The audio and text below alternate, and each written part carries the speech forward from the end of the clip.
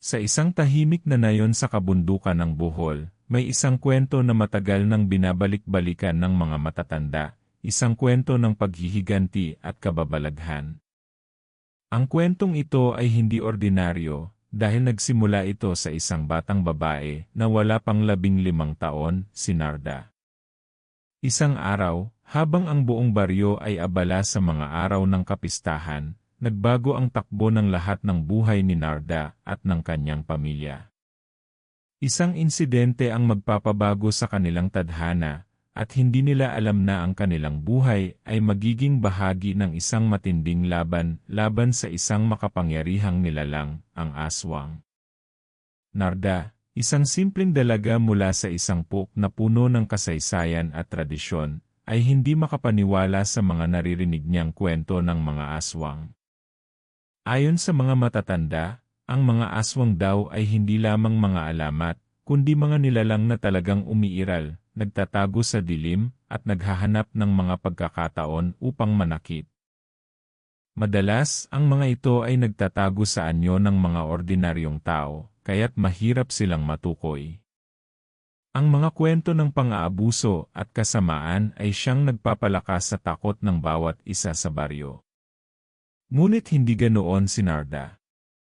Wala siyang oras para magtuunan ng pansin ang mga kwento ng mga matatanda, lalo na't abala siya sa kanyang pangaraw-araw na buhay, kasama ang kanyang pamilya at mga kaibigan. Hanggang isang gabi, ang isang masalimuot na pangyayari ay nagbukas ng pintuan ng kanilang mundo sa isang realidad na hindi nila kayang tanggapin. Isang gabi, habang si Narda ay naglalakad pa uwi mula sa simbahan, isang malupit na insidente ang naganap. Naramdaman niya ang biglaang pagbabago sa hangin, at ang malamig na simoy ng hangin na dumaan sa kanyang balat ay nagdulot ng kakaibang pakiramdam. Hindi nagtagal, narinig niya ang isang alingawngaw, parang isang tahimik na paghampas ng hangin sa kanyang likod. Nang lumingon siya, hindi siya makapaniwala sa nakita, isang madilim na anino ang mabilis na sumulpot sa kanyang harapan. Mabilis na kumalat ang balita ng insidenteng iyon, at nagsimula ng magtaka ang buong baryo. Sa bawat sulok ng Nayon, lumaganap ang takot. Hindi ba't ito na ang simula ng isang bagong kabanata ng kanilang kwento, isang kabanatang puno ng panganib, hiwaga, at masalimuot na paghihiganti? Sa mga susunod na araw, hindi na lingid sa lahat na si Narda ay hindi na ang dating batang dalaga na walang kaalam-alam sa mga kababalaghan ng kanilang baryo. Siya ay nagbago. Ang takot na siya ay natutunan mula sa mga matatanda ay naging lakas. Natutunan niyang gamitin ang kanyang mga narinig at nakita upang maprotektahan ang kanyang pamilya at ang buong baryo. Ngunit sa bawat hakbang na ginagawa niya, mas lalalim ang misteryo ng kanilang kalaban. Sino ba talaga ang aswang na ito? Paano nila ito matatalo kung ang kaaway nila ay may kakayahang magtago sa loob ng anumang anyo? Ang mga tanong na ito ay nagsimulang magsanhi ng pangambang nagbabadya sa lahat ng nagmamasid. Hindi rin nakaligtas sa pagsubok ang pamilya ni Narda. Isang araw, natuklasan nila na hindi lang siya ang target ng aswang na ito. Lahat ng mga mahal niya sa buhay ay nagiging biktima ng nilalang na ito, at ang tanging paraan upang mapigilan ito ay ang malaman kung sino ang tunay na kalaban. Habang ang Nayon ay unti-unting nauurong sa dilim, ang mga tao ay nagiging wari, natatakot na sila ay maging susunod na biktima ng aswang. At sa isang takip silim, nang sumabog ang huling bahagi ng kanilang plano, natagpuan ni Narda ang sarili sa harap ng isang matinding desisyon. Sa mga pagkakataong ito, hindi na niya kayang mag-atubili pa. Kailangan niyang kumilos, ngunit ang bawat hakbang na gagawin niya ay may malaking kapalit.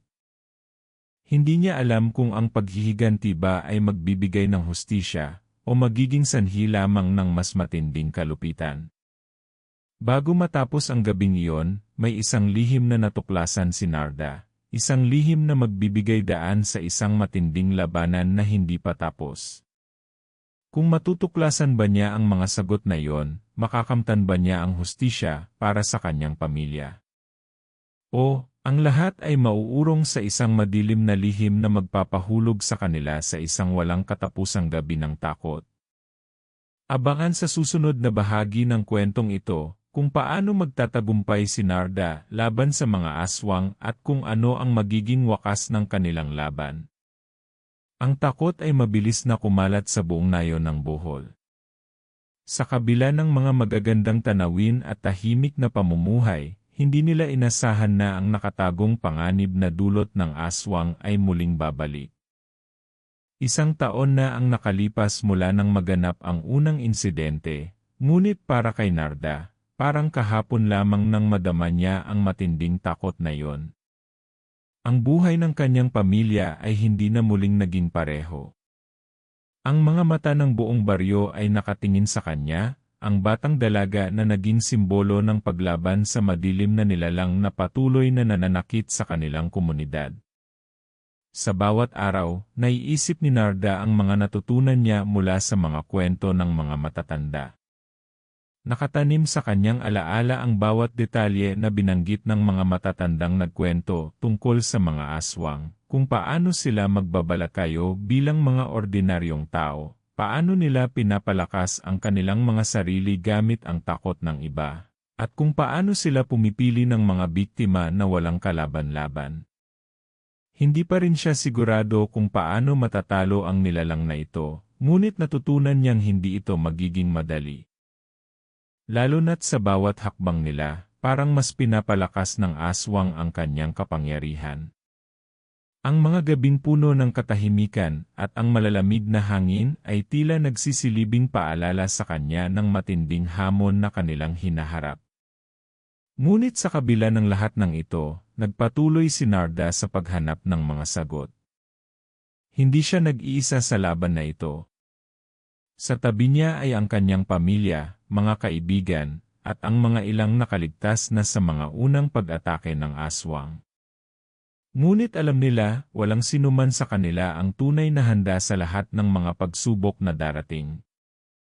Ang mga kwento tungkol sa mga aswang ay naging mas matindi habang lumilipas ang mga linggo.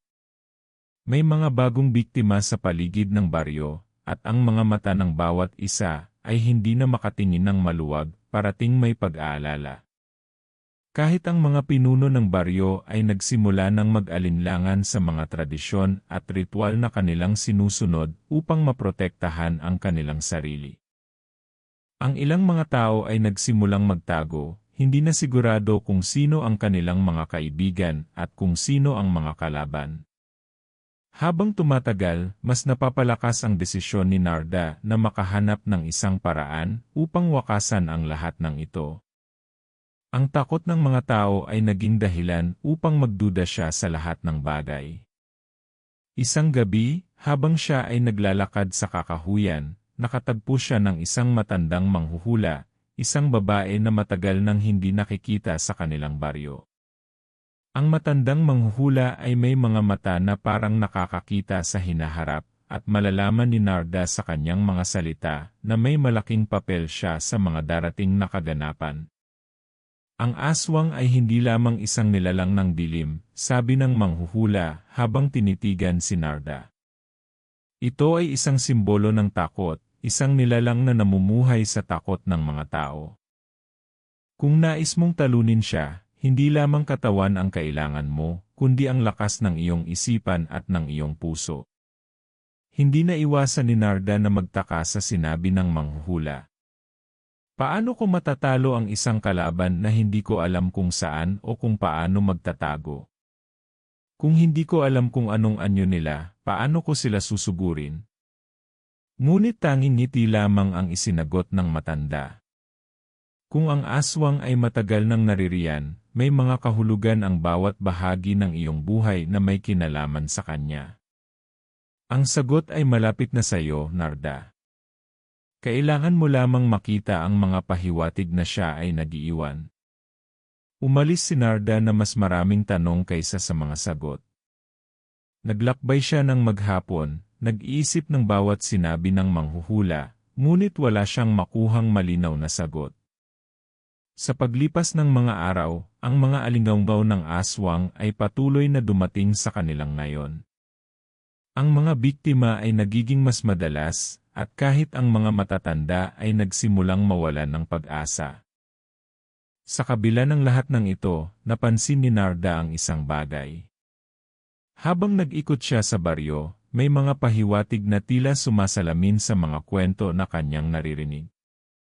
Isang linggo ang nakalipas nang makita niya ang isang pamilyang naiwang mag-isa sa isang lumang bahay sa gilid ng kagubatan. Ang mga tao doon ay tila hindi nakakaramdam ng takot, isang bagay na nakakaakit ng kanyang atensyon. Gabi ng isang linggo, nagpasya si Narda na magtungo sa bahay na iyon, dala ang mga aral na natutunan mula sa manghuhula. Ngunit sa kanyang paglapit, isang matinding pakiramdam ang bumalot sa kanya. Ang lugar na ito ay puno ng madilim na enerhiya. Ang mga mata ng mga tao sa bahay ay tila may lihim, at ang hangin ay biglang nagbago. Bago siya makapasok, narinig niya ang isang malakas na tunog mula sa likod ng bahay, at nang lumingon siya, nakita niyang ang mga tao na hindi niya inasahan ay naglalakad patungo sa kanya. Ang mga mata ng mga nilalang na ito ay naglalaman ng kasaysayan na hindi niya kayang intindihin. Ang mga nilalang na dahan-dahang lumapit kay Narda ay may kakaibang aura, at kahit sa dilim ng gabi, malinaw na ang kanilang mga mata ay naglalaman ng isang lihim na hindi niya kayang maintindihan. Ang hangin ay tila humigpit, at ang pakiramdam ng takot ay umabot sa bawat hibla ng kanyang katawan. Walang salita, walang galak, ang kanilang mga mata lang ang nagsasalita, puno ng hiwaga at hindi malirip na mga mensahe. Isa lamang ang naiisip ni Narda, hindi sila tao. Ang mga nilalang na ito ay hindi ordinaryong tao. Pareho silang may kakaibang gawi, na parang hindi sila akma sa mundong iyon. Ang isang lalaki na may matalim na mata at mahahabang buhok, ay hindi tumitingin kay Narda kundi sa lupa, na para bang ang kanyang isipan ay abala sa isang mas malalim na bagay. Ang babae naman, na may matitingkad na labi at abuhing buhok, ay hindi rin siya pinapansin ng diretsyo. Tila may nangyaring hindi nila kayang ilabas, at mas lalong nakakatakot ang presensya ng mga ito. Hindi maikakaila na may kinalaman ang mga nilalang na ito sa aswang na kanyang tinutugis, ngunit paano? Habang si Narda ay patuloy na nag-iisip, tumungo siya patungo sa isang pader ng dilim na bumabalot sa kanilang paligid. Nais niyang magtago, ngunit alam niyang ang oras ng pagtakas ay tapos na. Hindi siya makakabalik sa Nayon nang walang sagot. Kaya't naglakas loob siya at lumapit sa kanila. Hindi niya rin alam kung bakit, pero may isang lakas na nagtutulak sa kanya. Laban o takas, kailangan niyang magpasya. Ang lalaki na nagmamasid sa kanya ay tila nagsalita sa wakas. Huwag kang matakot, Narda. Hindi ka namin sisirain. Ang boses nito ay mabagsik, ngunit may malalim na kababaan. Kami ay may kinalaman sa nilalang na tinutukoy mong aswang, at ito ay may kinalaman sa iyong pamilya. Sa mga salitang iyon, parang isang malamig na puwersa ang sumabog sa kanyang dibdib. Ang aswang, na ilang linggo na nilang kinakalaban, ay hindi lamang isang nilalang na gumagala sa gabi. Ito ay may koneksyon sa kanyang pamilya. Paano? Anong uri ng koneksyon? Bakit kami? Bakit kami, ang pamilya ko? Tanong ni Narda, na halos hindi makalabas ang mga salitang iyon sa kanyang bibig. Dahil ang dugo mo ay may kaugnayan sa kanila, sagot ng babae. Ang boses ng babae ay matinis, ngunit ang mga mata nito ay puno ng habag. Ang aswang na tinutukoy mo ay hindi isang ordinaryong nilalang. Siya ay isang antigo, isang maladiablo na nilalang na hindi mo pa kayang unawain. Ngunit kami ay tagapagtanggol ng kalikasan, at ang iyong pamilya ay hindi nauunawaan ang tunay na lakas nila. Bago pa makapagsalita si Narda, nagpatuloy ang lalaki. Ang aswang na ito ay isang nilalang na napako sa pagitan ng buhay at kamatayan. Isang nilalang na walang kaluluwa. Ang kanyang pagkaaso ay sanhi ng isang malaking kasalanan sa nakaraan. Ang iyong pamilya ay nakatali sa isang sumpa na nakatago sa mga alaala na hindi mo pa natutuklasan. Ang mga salitang iyon ay parang mga kidlat na tumama sa kanyang puso. Hindi pa siya handa para sa ganitong klaseng reveal. Nais niyang magtakbo, ngunit alam niyang hindi niya kayang magtago. Kung totoo ang sinasabi ng mga nilalang na ito, mayroon silang kakayahang magbigay ng sagot na matagal nang tinatanong ni Narda. Ngunit, paano nila malalaman ito? Bakit siya? Ang pamilya mo, Narda, ay mayroong isang malaking papel sa pagsasara ng kwento ng aswang na ito, sabi ng babae. Isa sa mga ninuno mo ang may kasalanan sa kanyang kalagayan. Mayroong isang lihim na matagal nang itinagong sa mga henerasyon ng inyong angkan. Ang iyong mga magulang ay hindi alam ito, at ikaw ay napili upang matuklasan ang lahat ng ito. Sa mga salitang iyon, natulala si Narda. Isang lihim sa kanyang pamilya. Bakit ngayon lamang? At anong koneksyon ng kanyang angkan sa mga aswang? Bago pa siya makapagsalita, muling sumingit ang lalaki. Hindi ito madali, Narda. Pero isang araw, malalaman mong ikaw ang may kapangyarihan upang tapusin ang lahat ng ito. Ang aswang na ito ay matagal nang nagtatago sa pagitan ng buhay at kamatayan, at ikaw lang ang may kakayahan upang bigyan ng tamang wakas ang lahat ng ito. Ngunit bago pa magpatuloy ang kanilang usapan, isang malupit na tunog ang umabot mula sa malalayong kabubatan. Ang mga mata ng lalaki at babae ay dumapo kay Narda, na nag-iba ang kulay. Kailangan mong magmadali, sinabi ng lalaki. Wala na tayong oras. May darating na hindi mo kayang labanan. Nagtulungan silang umalis sa bahay na iyon, ngunit sa bawat hakbang nila, ang gabi ay nagiging mas madilim at mas mainit. Labanan ang takot, ito ang maghuhubog kay Narda sa susunod niyang hakbang. Pero ang tanong ay, paano? Ano ang mga natatagong lihim na magbibigay liwanag sa kanyang misyon? Sino ang dapat niyang pagkatiwalaan sa napakaraming misteryo? Habang naglalakad si Narda kasama ang dalawang misteryosong nilalang patungo sa isang lugar na hindi niya alam, ramdam na niya ang panginginig ng kanyang katawan.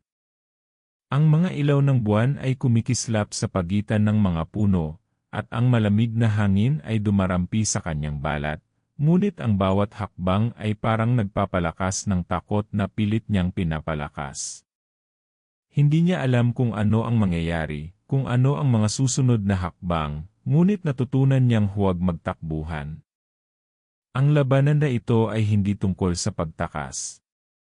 Kung may pagkakataon siya, ngayon na ang oras upang makuha ang sagot na matagal niyang hinahanap.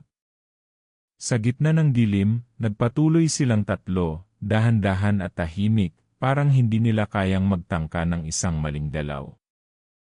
Walang anuman ang lumalabas sa kanilang bibig, maliban sa malamig na hangin at tunog ng mga yabag nila sa lupa. Lumingon si Narda sa likod, at nakita niyang walang kislap mula sa mga kabahayan. Ang baryo ay tila nahulog sa dilim ng gabi. Walang signal na nagmumungkahi ng buhay o pag-asa. Ngunit hindi siya makapagsalita. Tinutok niya ang kanyang isipan sa mga sinabi ng lalaki at babae. Ang sumpa, ang koneksyon ng kanyang pamilya, at ang aswang na ito, lahat ng iyon ay nagbabalik sa kanya, nagiging mas makulay na larawan na nagsisilibing mga pahiwatig. Kung ito nga ay totoo, paano niya tatapusin ang lahat ng ito? Paano siya magiging bahagi ng pagtatapos ng isang kwento na nagsimula pa sa mga ninuno ng kanyang pamilya? Ang lahat ng iyon ay nagsisilbing puwersa na pumipigil sa kanyang pag-isip na maglaan ng mga sagot. Nang dumating sila sa isang maliit na kuweba sa ilalim ng mga matatayog na puno, tinanguan siya ng babae upang pumasok. Dahan-dahan siyang pumasok, at sa loob, ang dilim ay tila nagiging mas matindi. Sa gitna ng madilim na kuweba, nagliwanag ang isang maliit na apoy. Ang lalaki ay naupo sa harap ng apoy at inanyayahan siya na sumunod. Isang matinding katahimikan ang bumalot sa kanila. Ang mga mata ng babae ay hindi kumukurap, ngunit parang may mga pagtingin na mahirap ipaliwanag. Dito, Narda, magsimula ka. Ang mga lihim na matagal nang itinatago ng iyong angkan ay matutuklasan mo. Bilang isang batang dalaga, hindi niya inaasahan na darating siya sa puntong ito. Hindi pa siya handa. Ngunit naramdaman niya na wala ng takas, at ang pagkakataon ay naabot na. Nais niyang makuha ang kapangyarihan na ipinagkakaloob ng kanyang pamilya, ngunit hindi pa rin siya sigurado kung tama ang mga hakbang na ginagawa niya. Ang aswang na ito ay patuloy na gumugulo sa kanilang ngayon. Kaya't binuntok niya ang kanyang lakas ng loob at nagtanong, ano ang dapat kong gawin? Ang lalaki ay tumingin sa kanya ng may kaseryosohan. Kailangan mong hanapin ang lihim sa iyong pamilya. Hindi mo pa ito nararamdaman, ngunit ang unang susi ay matatagpuan mo sa isang kasaysayan na hindi mo pa alam. Ang aswang na ito ay may koneksyon sa dugo ng iyong mga ninuno. May dahilan kung bakit ikaw ang napili. Hindi na nagsalita pa ang babae, ngunit may nakatagong mensahe sa mga mata nito. Ang susunod na hakbang ay nakatali sa isang nakatagong kwento. Narda ay nagsimulang maglakad, nag-iisip tungkol sa mga salitang iyon. Ang aswang ba ay isang nilalang na hindi lamang sumusubok gumugol ng buhay? Baka may mas malalim na layunin ito. Maaaring hindi ito ang kabangisan na kanilang inaasahan. Pagkatapos ng ilang minuto, naramdaman ni Narda ang isang malamig na paghinga sa kanyang leeg. Isang matinding puwersa ang sumanib sa kanya. Ang mga mata niya ay mabilis na bumaling, at ang mga mata ng babae ay nagiging dilaw, parang aswang. Ang lalaki ay tila nanatiling hindi gumagalaw, ngunit sa kabila ng lahat ng ito, ang kaharian ng dilim ay patuloy na sumusubok sumakop. Naguguluhan siya. Mabilis na tumaas ang kanyang puso, at parang oras ay tumigil. Ang mga nilalang na ito, na iniisip niyang kasama sa kanyang laban, ay tila may mas malaking layunin. Ngunit ang tanong ay, paano siya makakilos? Muling bumangon ang lalaki at binigyan siya ng isang malalim na sulyap. Narda, hindi mo pa ba natutuklasan na ikaw mismo ay may isang espesyal na kakayahan? Ang dugo ng iyong pamilya ay may bisa. Kung magtutulungan tayo, magagawa natin ito. Labanan natin ang aswang. Hindi siya sigurado, pero kailangan niyang subukan. Ang laban na ito ay hindi lamang laban sa aswang, ito ay laban sa mga lihim ng kanyang pamilya, laban sa kanyang sariling nakaraan, at laban sa mas madidilim na puwersa na patuloy na sumusubok pigilan siya. Kaya't nagdesisyon siya, ang oras ay dumating na at wala nang makakapigil pa. Habang siya ay naglalakad patungo sa harap ng kuweba, ramdam niya ang bigat ng mga mata sa kanyang likod, na parang ang mga nilalang na ito ay nakatingin sa kanya at naghihintay ng isang tamang sagot. Pumwesto siya at huminga ng malalim. Ang dilim ng gabi ay nagsimulang magliyab, at ang mga puwersa ng nakaraan ay muling nagbalik sa kanyang buhay. Sa huling sandali, bago siya magpatuloy, naramdaman niyang ang aswang ay malapit na. Narda's heart pounded in her chest as the tension in the air thickened. The dark shadows of the cave seemed to swallow her whole, but there was something else, deep, gut-wrenching feeling that something was terribly wrong. She had barely made it to the entrance of the cave when a strange energy pulsed through the ground beneath her feet. It was subtle at first, like the hum of a distant storm, but soon the air around her grew heavier, and the temperature dropped dramatically. Her breath misted in front of her, and her skin prickled with a coldness that wasn't natural. She spun around, eyes scanning the shadows that had been eerily quiet just moments before. The malevolent force that had been creeping in the darkness now revealed itself. From the deepest recesses of the cave, something stirred.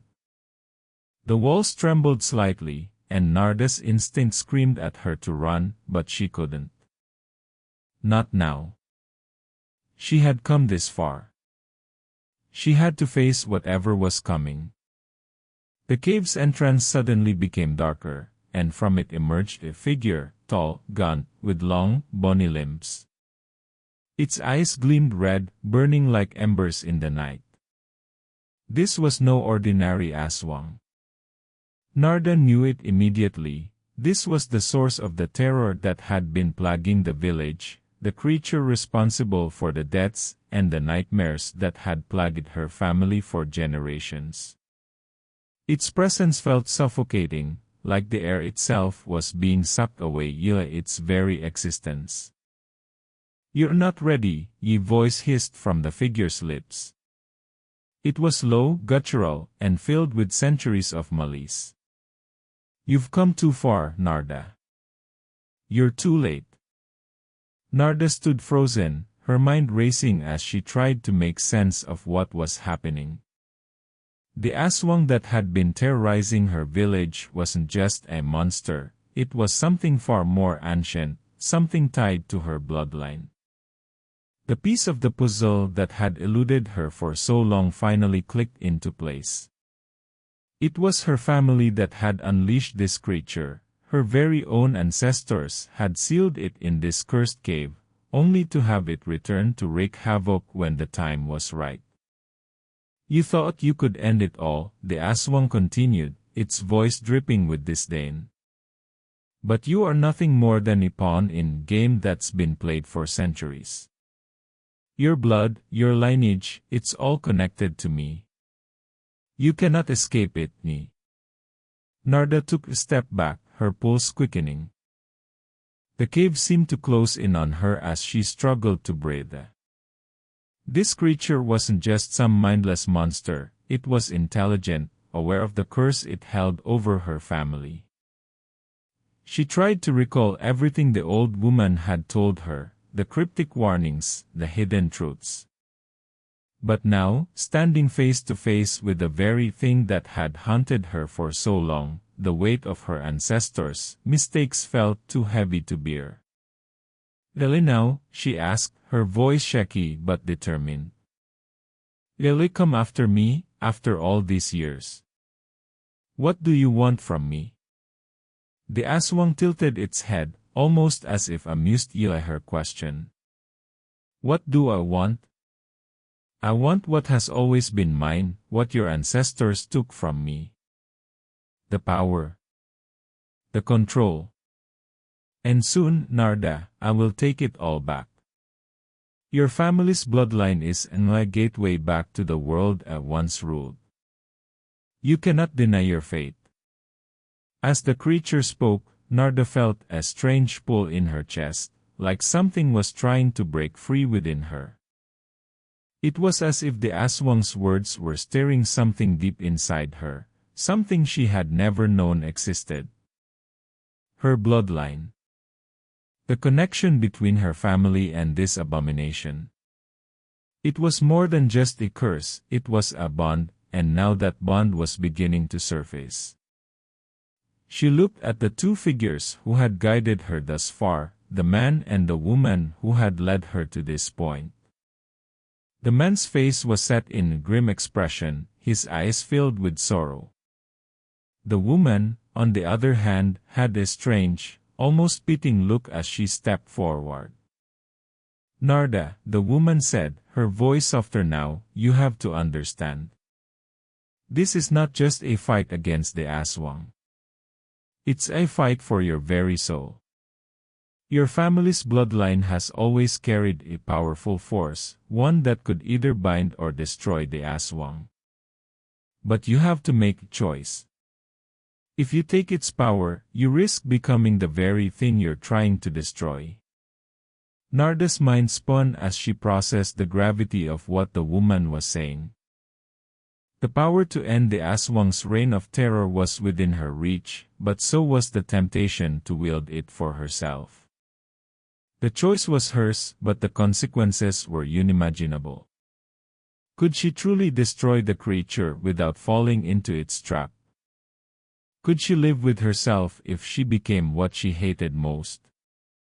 Before she could respond, the Aswang took a step forward, its figure growing larger, more menacing. "Time's up, Narda," it sneered. "The blood runs through your veins now. It's already begun." In an instant, the creature lunged at her, its claws reaching for her throat. But before it could make contact, the man and the woman acted in unison, stepping forward to intercept the attack.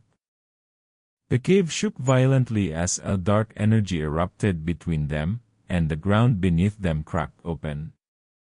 Narda stumbled back, her heart racing in terror, but she couldn't look away. The battle was just beginning, and the stakes had never been higher. Narda now had to decide, would she stand at the side of those who had helped her get this far, or would she embrace the dark power that was calling to her, threatening to consume everything she once held dear? The walls of the cave seemed to pulse with energy as the conflict between them reached its peak. Narda could feel the tension in the air, the clash of forces that would determine the fate of her bloodline and the village she had sworn to protect. The choice was no longer about survival, it was about who she would become in the end. The air in the cave was thick with tension, every breath Narda took feeling like it was her last. The Aswang towered over her, its red eyes burning with malice, while the man and the woman stood firm, their bodies vibrating with energy. The ground beneath them cracked and shifted, as if the very earth was aware of the battle taking place. The Aswang roared, its claws swiping at the air, narrowly missing the woman, whose body shimmered with an ethereal light. Narda could feel the power of the Aswang, the weight of its centuries-old rage, pressing down on her, and yet there was something else, something inside her that was awakening.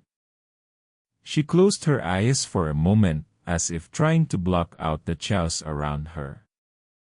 In the quiet, she remembered the old woman's words, the ones that had seemed so cryptic at the time, "You carry the blood of your ancestors.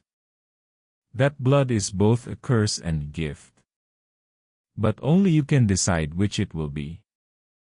And now, standing in this cave, surrounded by darkness and the looming threat of the Aswang, Narda knew she was at the center of a legacy she had never asked for.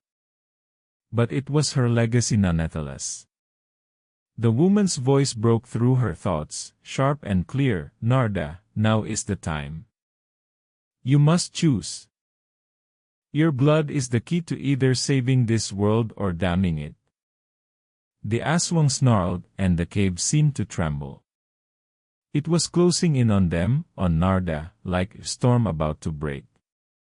But she wasn't just an innocent bystander anymore. She was part of this, tied to it via blood, via fate. The power coursing through her veins was undeniable.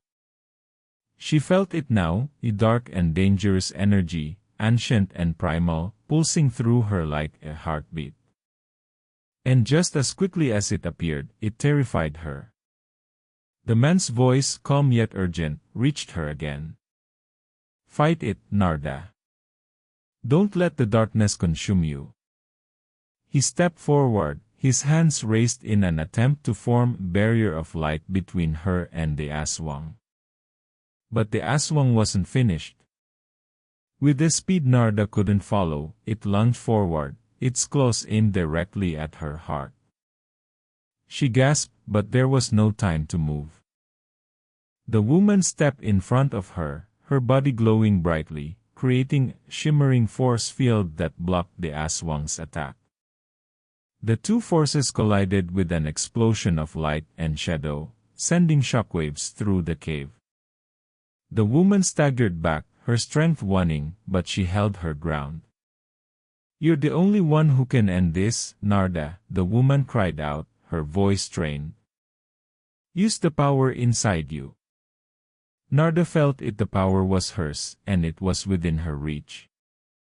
The dark energy she had been running from all this time was not just the Aswang's, it was hers too. It was part of her heritage, a gift from her ancestors, but also a burden they had left behind. And now, she had to decide if she would accept it or reject it. She stepped forward, facing the Aswang with newfound determination. I will not let you destroy my family, she whispered, more to herself than anyone else. But when she spoke, something inside her cracked open, and a surge of dark power exploded from her. Her hands ignited with a strange, swirling energy, black as night, yet filled with glimmer of something more. The power felt foreign, but it also felt right. It was a part of her. And as the Aswang lunged again, she raised her hands, and with a force she couldn't fully control, she released it. The blast of dark energy hit the Aswang head-on, sending it reeling backward. It screeched, its form flickering like a dying flame. But even as it struggled, the creature's eyes were locked on Narda, and for the first time, she saw fear in them. The power she wielded was too much for it to handle. With every ounce of strength she could muster, Narda pressed forward, her hands crackling with dark energy. This ends now, she said, her voice steady, unwavering. She had to finish it, had to stop the creature that had tormented her family for so long. The cave shuddered as she unleashed another burst of energy, striking the Aswang directly in the chest. For a moment, there was silence. The creature's body writhed, its form dissolving into the air, its monstrous features vanishing into the dark. The echo of its cries faded into nothingness, leaving only quiet, eerie calm behind. Narda stood there, chest heaving, sweat dripping down her face. She had done it, she had destroyed the Aswang. But even as the power within her began to subside, she couldn't shake the feeling that something was wrong. The cave seemed to shift around her, the walls breathing, the ground trembling once more. Suddenly, the woman stepped forward, her face pale, her eyes wide with shock. No, Narda, there's more. The man's voice, a warning, cut through the stillness. The battle may be over, but the curse of your bloodline has not been lifted. There's something else you don't know. Before Narda could process the words, the cave seemed to split open, revealing a hidden chamber deep beneath the earth. In the center of this new space stood a dark altar, and on it, something that made her blood run cold. A stone tablet etched with the names of her ancestors, each one marked with a symbol of a curse. Her heart stopped. The names were familiar, her mother's, her father's, and even her own. The woman's voice broke the silence again. Narda, the power you've wielded has awakened the true force of your bloodline. You've defeated the Aswang, but now you must face the real source of the curse. The one who controls everything. Narda took a step forward, dread filling her chest. The tablet, her family's curse, was only the beginning. And standing before her, in the shadows, was a figure she had never expected, the face of her own father, carved into the stone, eyes wide open, staring back at her in silent judgment. The truth had been hidden for generations, and now it was clear, the real enemy was not the Aswang. It was her own bloodline. Narda stood frozen, her eyes locked onto the stone tablet in front of her. The names etched into the surface, names she had once thought of as symbols of legacy, now felt like shackles, binding her to a dark past she had never fully understood. Her father's face stared back at her, his eyes wide, frozen in time, a permanent reminder of the curse that had plagued her family for generations. But it wasn't just his face that haunted her, it was the realization that her bloodline, her very existence, had been linked to a cycle of suffering and power that had lasted far longer than she had ever imagined. The woman beside her, weak but resolute, stepped forward. The curse was never just about the Aswang, Narda. It was always about control, the control your ancestors sought, the control that has been passed down through generations, hidden under the guise of protection. Your father, he didn't just fight the Aswang. He made a deal, one that bound your family to the very thing you've been fighting. Narda's head spun. She turned to the woman, her voice trembling. What do you mean? What deal? Lily's father was a protector, not a monster. He tried to save us, he tried to protect the village. The woman's eyes softened with a mix of sorrow and pity. He was trying to protect the village, yes. But in doing so, he unknowingly sealed your family's fate. The Aswang you fought was merely a part of a much larger curse. Your father struck a bargain to imprison the creature, to lock it away, using his own bloodline as the key. But in doing so, he tied your entire family to its power. The more your bloodline fought it, the stronger it became. The man beside Narda nodded gravely. Your father believed he was saving you, but he was only prolonging the inevitable. The curse never truly ended. It was just waiting for someone like you to awaken the power that was dormant in your veins. Narda's mind raced. The weight of her father's actions was crushing her. He had been trapped, just like she was now, trapped the very blood that ran through their veins. She had thought that destroying the Aswang, she had broken free, but now she understood that the true battle was far from over. Her family had been bound to this cycle, and she had inherited that burden. The ground beneath her feet began to shake again, and the dark energy in the cave seemed to swirl, intensifying with each passing second. The air felt thick, oppressive, and Narda knew that the real enemy was not gone, not a long shot. The Aswang had been a mere symptom of the deeper curse. It was the bloodline itself that needed to be purged. With a deep breath, Narda closed her eyes and placed her hands on the stone tablet, feeling the pulse of the power that had surged through her earlier. It was inside her, coursing through her veins like wildfire, but it was also a part of her, a part she could no longer deny. This power, this darkness, was hers to control. It always had been. She opened her eyes, locking them onto the names carved into the stone. Her father's name was there, but so were the names of countless ancestors, each one linked to the same curse. But as she stared at them, something inside her shifted. She wasn't just a victim of her family's choices, she was the one who could break the cycle. Narda stood tall, and with a voice that shook the very walls of the cave, she spoke, I accept this power. But I will not be a slave to it. I will end the curse here and now. The ground trembled violently as the dark energy around her responded to her declaration. The cave seemed to groan under the weight of centuries of suffering. The Aswang's presence was still there, lingering, but it was no longer in control.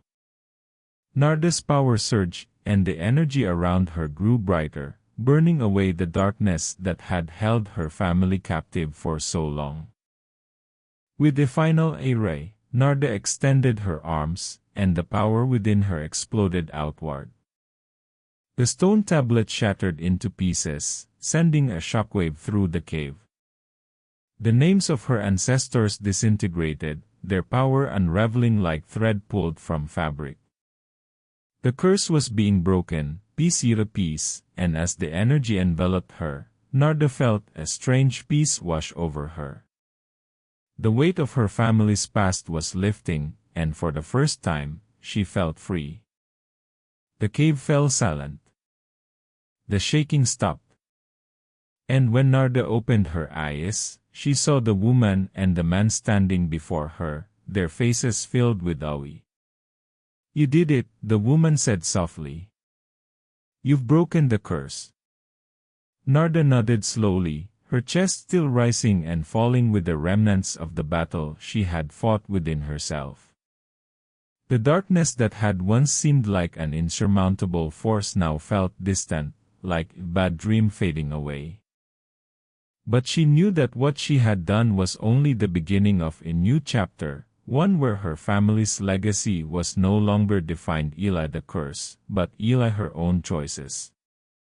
As Narda stepped out of the cave, the first light of dawn began to break through the trees, casting a warm glow over the landscape. The village was safe, the Aswang's reign of terror was over, and the curse that had bound her family for generations had finally been lifted. But as she walked back into the world, Narda knew that the true victory was not in defeating the Aswang or breaking the curse, it was in choosing to take control of her own fate. The darkness had been a part of her, but it no longer defined her. And now, she was free to write her own story.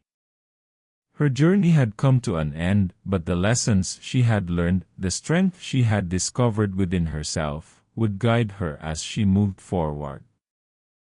There would be challenges ahead, but she was ready. The past no longer held her captive. It was time to step into the light and create a future of her own making.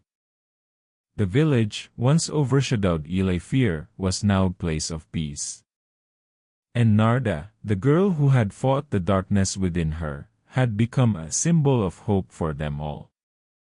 The legacy of her ancestors had been rewritten, and she had written it with her own hands.